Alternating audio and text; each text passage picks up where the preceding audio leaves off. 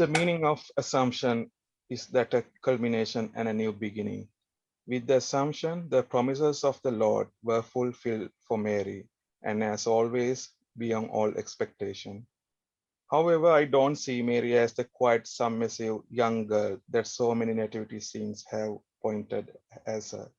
I see her as a fiercely revolutionary. I wonder if any of you find that a surprising take on her character.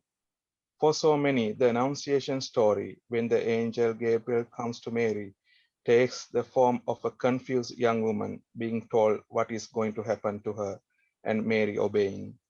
She must know what is this is likely to cost her. I don't doubt that she is aware that Joseph may decide to quietly let her go when he finds out she is pregnant. And she will become the shamed woman, but she still says yes. If she was weak and submissive, I think we would have sensed more sadness and resignation. We would have heard her handing herself over to God's mercy in her fear or begging God to release her from the task before ultimately obeying her Lord. But she doesn't do any of that. She simply says, "Let it be." The angel told her that she was favored and she trusted that. And then this young unmarried woman meets with her cousin Elizabeth. This woman is old and has never had children. Immediately, that puts her pretty near the bottom of the social pile. She would be pitied and shunned. If an old couple have no children, there's no one to look after them once they are unable to look after themselves. They are destined for a lonely death in poverty. So here we have a private meeting of two women on the edge of society. And in the words of the New Testament scholar N.T. Wright, there is where the God's purposes and plans are first revealed.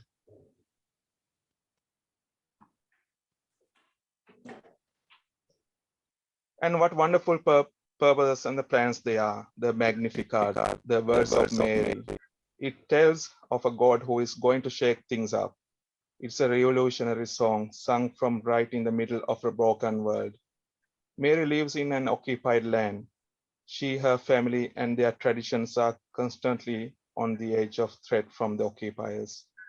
Control is being exerted on them. When she is heavily pregnant, the emperor dictates that everyone is to journey to their ancestral homes to be counted. There are no extenuating circumstances for people to stay where they are. The emperor has spoken, and these people must obey. The rich and powerful rise high in their safe towers, and the poor might as well rot. Mary sees the brokenness of this. How could she not? Standing where she stands, but instead of bewailing her bad fortune, she trusts God's promise of something different. She sings of a time when the rich and mighty will lose their power and their privilege, and the world will be restored equality and justice. This is a vision not just of people being brought out of poverty. In this vision, those at the top are brought down. It sounds very much like the liberation theology idea from South America, that there is no salvation outside the poor. For the kingdom of God to become a reality on earth, those who have been in positions which oppress others must be released from them. It is when people are liberated from being the oppressor that people are liberated from oppression. It sounds intuitive and logical in a way, but maybe we have to spell out that it's not enough just for people not to be oppressed. There has to be an end to the behavior which oppresses. There have to be no oppressors, only seekers of justice. Only in that way can all be liberated and freed to take their place in the perfect kingdom that God promises.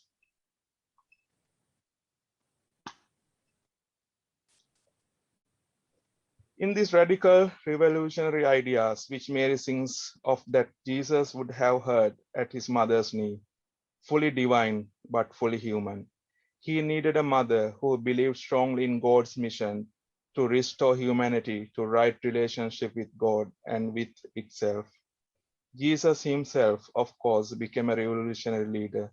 His ministry was about restoring people to their right place in community.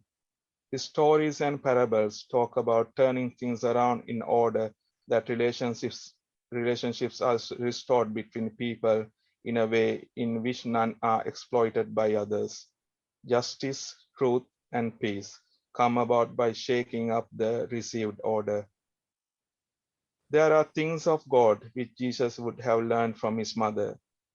She shaped his divinity in his humanity.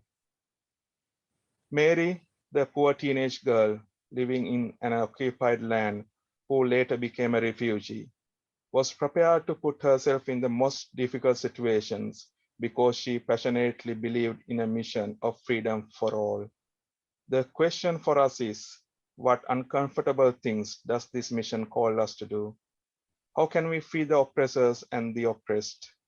Is our calling to get involved with the Homeless Project, campaigning on social issues, told to call out when we believe our politicians have made wrong decisions, to speak up for those who have no voice? Just because it feels uncomfortable and scary, and we feel that we are the least likely people to be asked to do it, it doesn't mean that we can't. When you see something that tugs at your heart, listen to the voice of God who looks with favor on your lowliness. With the inspiration of this weak, young, poor, and lowliness girl, and the power of God, and the trust and faith He has in us, we can sing our own song of justice. Thank you. මගේ නම අබිල මම ටිකක් ඈත ඉන්නේ ඔබ දන්නවා කිංස්ලින් පීටර්බරෝ ඒ පැත්තේ මම අඳුරන කීව දෙනෙක් ඉන්නවා මෙතන. ඉතින් මගේ ජීවිතේ මම පූජකයෙක් වෙන්න ගිහිල්ලා මගේ තාත්තට ගොඩක් අසනීප වුණා. එයාට ඇවිදින්න බැරුව ගියා. ඉතින් මට පූජක ජීවිතේ අතෑරලා ගෙදර එන්න වුණා අපේ පවුල බාර ගන්න. ඉතින් ඒ වගේ අත්දැකීමක ඉද්දි මම ජේසුත් එක්ක ගොඩාක් තරහින් හිටපු කාලයක් තිබ්බා.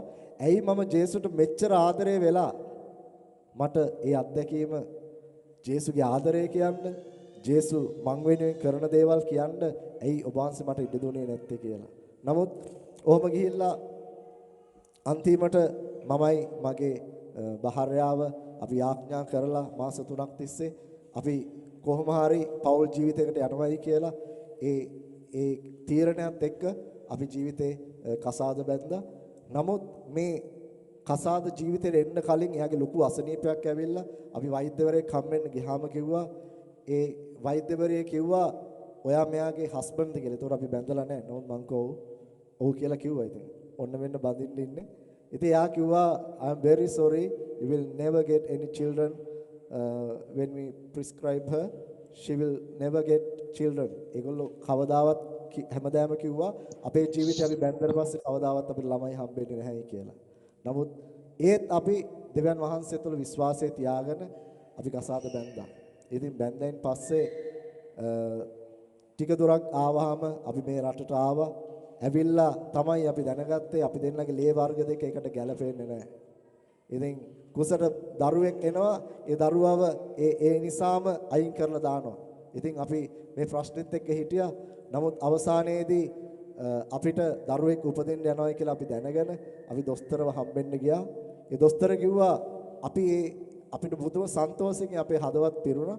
අපි ජේසුස් ගොඩාක් ප්‍රශංසා කරා. වහන්සේට ස්තුතියි. අපිට දරුවෙක් නැහැයි කියද්දී වහන්සේ අපිට දරුවෙක් දුන්නා. ඒ වෙනුවෙන් අපේ හදවත දෙවියන් වහන්සේගේ ආදරෙන් පිරීලා ගියා. අපි වෛද්‍යවරයා ළඟට යද්දී වෛද්‍යවරයා කිව්වා මේ දරුවා ඉන්නේ කුසේ නෙමෙයි ටියුබ් එකේ ඉන්නේ කියලා. ඉතින් ඊට පස්සේ එයා කිව්වා මේ උපත මේ ඔයාලට දරුවව ඕනෙමද කියලා. අපි කිව්වා අපිට දරුවව ඕනේ. අන්තිමට එයාලා කිව්වා හෙටම අපි ඔයාලට ස්කෑන් පරීක්ෂණයක් තියෙනවා. ඒ ස්පිරිතාලට යන්න. අපි හිටපු තැන ඉඳලා ඒ ස්පිරිතාලට පැය කමාරක් දුරයි. ඉතින් අපි බස් එකේ යන ගමන් අපි දෙන්න එක සීට් එකේ අතින් අල්ලගෙන අපි යාඥා කරගෙන ගියා. ඉතින් අපි දෙවියන් වහන්සේට ප්‍රශංසා කිය ඉයර්ෆෝන්ස් වලින් ජේසුගේ ගීතිකා අහගෙන අපි ගියා. එතනට ගියාම මේගොල්ලෝ කිව්වා මේ දරුවව කුස ඇතුලේ ඉන්නේ. නමුත් දේවල් බලද්දී අපිට තේරෙනවා එයා ඩවුන් සින්ඩ්‍රෝම් බේබි කෙනෙක් වෙන්න යනවා. ඒ කියන්නේ අර අපි කියන්නේ ඩවුන් සින්ඩ්‍රෝම් මානසික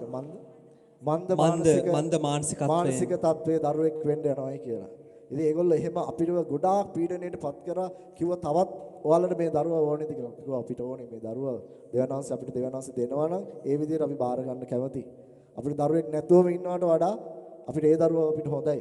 නමුත් අපි මේ වෛද්‍යවරු කියපු දේ පිළිගත්තේ නැහැ. ඒ මාස 10ක කාල සීමාව තුළ අපිව විටින් විට කොටාක් පීඩාවකට පත් කරා. නමුත් අපි ප්‍රශංසාවත් එක්ක දෙවියන් වහන්සේත් එක්ක හිටියා. දෙවියන් වහන්සේ අපිට තියෙන සම්බන්ධතාවයෙන් අපි කවදාවත් නැති වුණේ නැහැ සම්බන්ධතාවය. දවස ගානේ අපි ආඥා කරා, කුසට අත තියලා ආඥා කරා. වෛද්‍යවරු අපිට අඬන්න දේවල් කියද්දි අපි වෛද්‍යවරුන්ට අපේ විශ්වාසය අපි ප්‍රකාශ කරා. අපිට ගොඩාක් වෙලාවට ඒකට පරීක්ෂණ එක ඒවා තුනක් දුන්න පරීක්ෂණ මේවා කරන්න අපි අපිට පරීක්ෂණ ඕනේ නැහැ. අපිට දෙවියන් වහන්සේ ආදරේ, අපි දෙවියන් වහන්සේව විශ්වාස කරනවා. අපේ නොපෙනෙන දෙවියන් වහන්සේ අපි වෙනුවෙන් අපේ ජීවිතේ දේවල් කරනවා. ඉතින් ඊට පස්සේ අන්තිමට අවසාන මොහොත දරුවා උපදින මොහොත ආවා. ඉතින් මේ මොහොතේ අපිව ගොඩාක් පීඩාවට පත් කරා. මගේ භාර්යාවව එතන ජීවත් නොවන තරමටම ඒගොල්ලෝ එක දේවල් කියලා පුදුම විදියට තද කරා. මෙහෙමයි ඔයාට මෙන්න මේ වගේ දරුවෙක් තමයි ඉපදෙන්නේ. අන්තිමට ඉපදෙන්න ඔන්න මෙන්න යද්දී ලොකු කූරක් එයාගේ ඔළුව අස්සට දාලා බයොප්සි එකක් ගත්තා. මේ ඉපදෙන්න ඔන්න මෙන්න ඉන්න දරුවාගේ. ඉතින් ඊට පස්සේ ඒගොල්ලෝ ඒකෙනුත් කිව්වා මෙයා ඩවුන් සින්ඩ්‍රෝම් බේබි කියලා. නමුත් අපි කිව්වා අපිට කමන්නේ අපිට දෙවියන් වහන්සේ ඉන්නවා. ඉතින් දරුවා ඉපදුනා. දරුවා ඉපදෙද්දී දරුවාගේ ඔළුව ටිකක් දිගයි. දරුවා අමුතු විදිහේ දරුවෙක්. ඉතින් අපි ඒත් විශ්වාස කරේ නැහැ එයාව සත්කමකට භාජනය කරා. ඉතින් සත්කමකට භාජනය කරද්දී මම එයාගේ අතින් අල්ලලා අපි ඒත් යාඥා කරා. ඉතින් ඒ දරුවා ඉපදුනාම එක කට්ටිය මූණට මූණ බලාගත්තා. ඒ දරුවා ඉපදෙද්දී එයාට ලොකු ප්‍රශ්නයක් තිබ්බයි කියලා ඔක්කොම දැක්කා. නමුත් අපි දෙවියන් වහන්සේට ස්තුතියි කිව්වා අපිට මේ දරුවා දුන්නේ එකට කමක් නැහැ කියලා. ඉතින් ටික දරුවා ලොකු වෙද්දී මේගොල්ලෝ අර ඩවුන් සින්ඩ්‍රෝම් බේබි කෙනෙක්ට දෙන ඒ ටෙස්ට් ඔක්කොම අපිට කරන්න දුන්නා. නමුත් අපි ඒ වලට ගියා යන්න නැතුව ඉන්න බෑ. නමුත් ටිකෙන් ටික මේ දරුවා වැඩි වර්ධනය වෙද්දී අපි දැක්කා එයා අතිශයම සාමාන්‍ය දරුවෙක් බවට දෙවියන් වහන්සේව පත් කරනවා. ඉතින් මම ඔබට කියන්නේ ඊට පස්සේ මගේ දෙවෙනි දරුවටත් විනාඩි 3යි තිබ්බේ. එයාව කුසෙන් එළියට ගන්න විනාඩි 3ක් පරක් වුණොත් මැරෙනවා කියලා. දෙවෙනි දරුවත් දෙවියන් වහන්සේ අද අපි අතරට දරුවෝ නැහැයි කියලා වෛද්‍යවරු කියද්දි දෙවියන් වහන්සේ අපිට දරුවෝ දෙන්නෙක් දීලා අපේ ජීවිතය ඉතාමත්ම ආදරෙන් පුරවලා තියෙනවා. ඉතින් දෙවියන් වහන්සේට අපි ස්තුතියි කියමු. උන්වහන්සේ ඔබගේ ජීවිතය තුලත් මේ ඥානකාන්තිය තුල උන්වහන්සේ ක්‍රියා කරන්නට යනවා. අන්සාබේබා මම රොහාන් ලංකාවේ ප්‍රදේශයේ පදිංචි වෙලා මට මේ අවස්ථාව දුන්නට කරුණාවෙන් කියතුමාට මම හදවතින්ම ස්තුතිවන්ත වෙනවා. ඉතින් මම ආරම්භ කරනම් මගේ ජීවිතේ පොඩි කාලේ ඉඳලම මම අයියා අක්කා මල්ලි මම අපි දරුවෝ 4 දෙනෙක් අම්මයි තාත්තත් එක්ක පවුලක මධ්‍යම පන්තියේ විදිහට ජීවත් වෙච්ච 3 දරුවා. ඉතින් මම පොඩි කාලේ ඉඳන්ම මම ඔබට කියන්න ඕනේ මම යහළුවොත් එක්ක වසර 7-8 ඔය 8 වෙනි පන්තියේ 9 වෙනි පන්තියේ ඒ වගේ එනකොට යහළුවෝ ගොඩාක් ඇසුරු කරගෙන යහළුවොත් එක්ක හරි විනෝදයෙන් ජීවත් වෙච්ච කෙනෙක් මම. ඉතින් මම 10 වෙනි වසරේ විභාගය ගන්නකොටත් ඉතින් කොච්චර විනෝදය කොච්චරක් යහළුවෝ ඇසුර බලපෑවද කිව්වොත් සාර්ථක ලෙස දෙපාරක්ම කරලා දෙපාරම විභාගේ ෆේල් වුණා. ඉතින් මම ඔබට මේ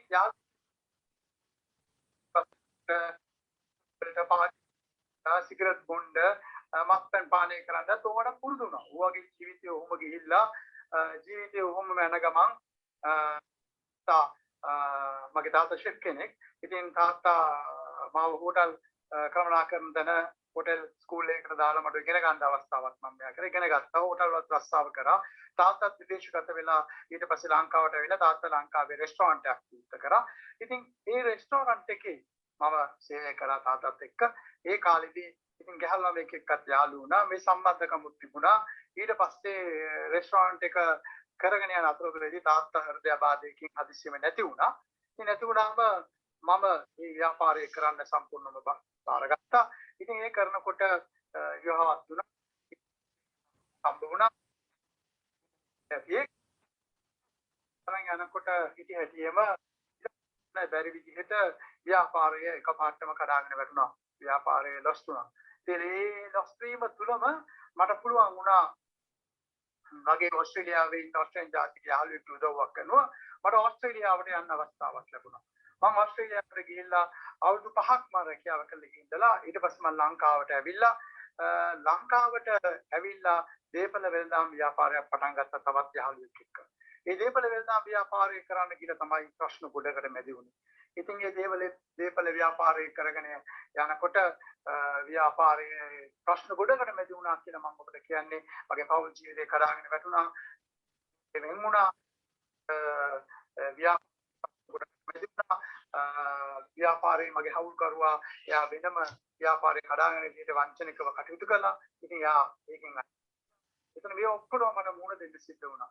අන්තිමට දන්නේ මේ ඇතුව මහා පුදුමාකාර මුදල් ගන්ධරාවක් මේකේ වංචාගත වෙලා ඒ වගේ මුණ දෙන්න මට සිද්ධ වුණේ මොකක්ද?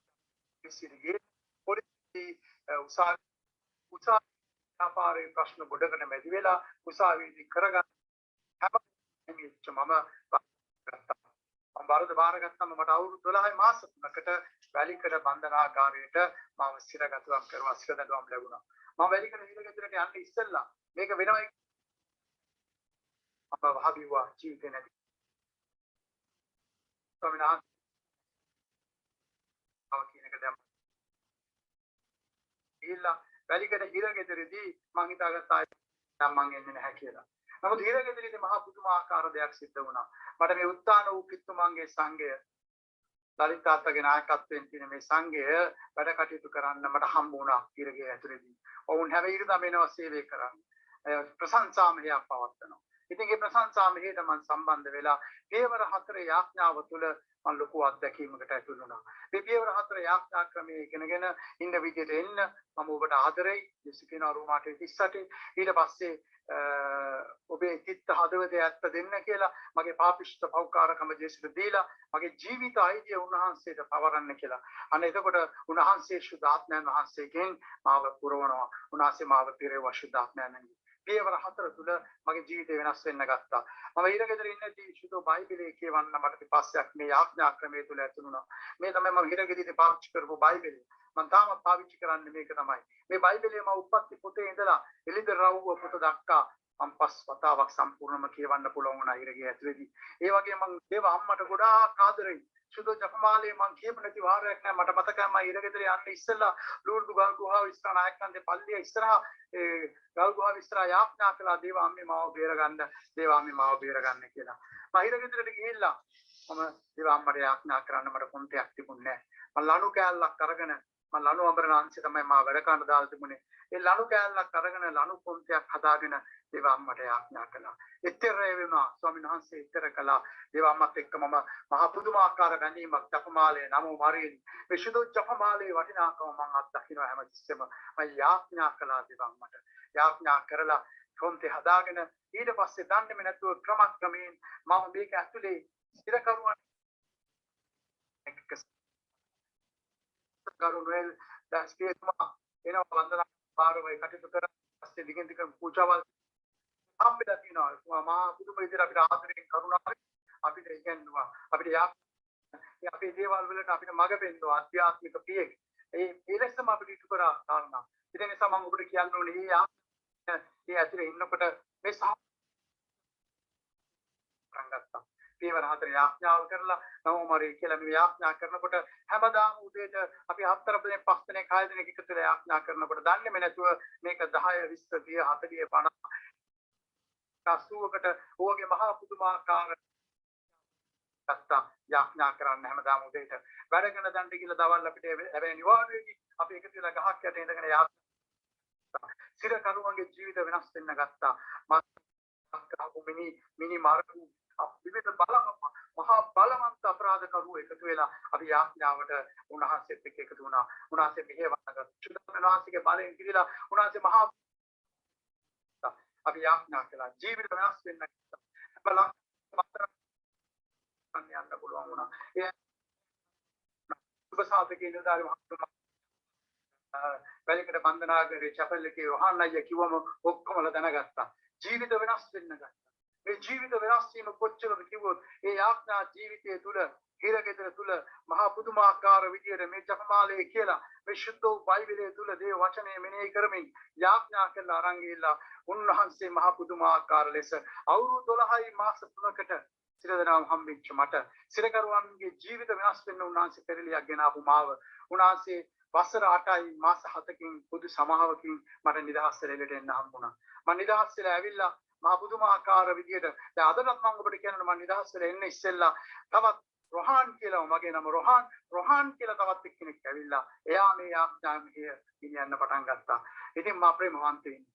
ඒ නිදහස් වීම තුල එළියට ඇවිල්ලා උත්තානෝගිතුමාගේ සංඝේ ලලිතාත්තගේ ඒ නාටකත්වයේ නෙදේරික සේවය කරන ඒ සංඝය තුල පූර්ණ කාලීන සේවය කරන්න මට අවස්ථාව ලැබුණා. ඒ පූර්ණ කාලීන සේවය කරන ගමන් මහ පුදුමාකාර විදිහට මත් කුඩු වලට මත් ද්‍රව්‍ය වලට ඇබ්බෙවිච්ච වීදි සංචාර කරන මල්තරේස ශිෂ්‍යසත් එක්ක ගිහිල්ලා පාරවල් ඉන්න එක්ක යාඥා කරන්න ඒගොල්ලන්ගේ ජීවිත වෙනස් කරගන්න මත් කුඩු වලට ඇබ්බෙවිච්චගේ සෙන්ටර්ස් වලට ගිහලා කතා කරන්න ඒ වගේම මහා පුදුමාකාර විදිහට අපේ සංඝේ හැමතැනම යාඥා මෙහෙවල් වලට ගිහිල්ලා ජීවිතයක් ගැන කතා කරන්න උපදේශන කරන්න ස්වාමීන් වහන්සේ මහා පුදුමාකාර විදිහට මෙහෙවන්න ගත්තා.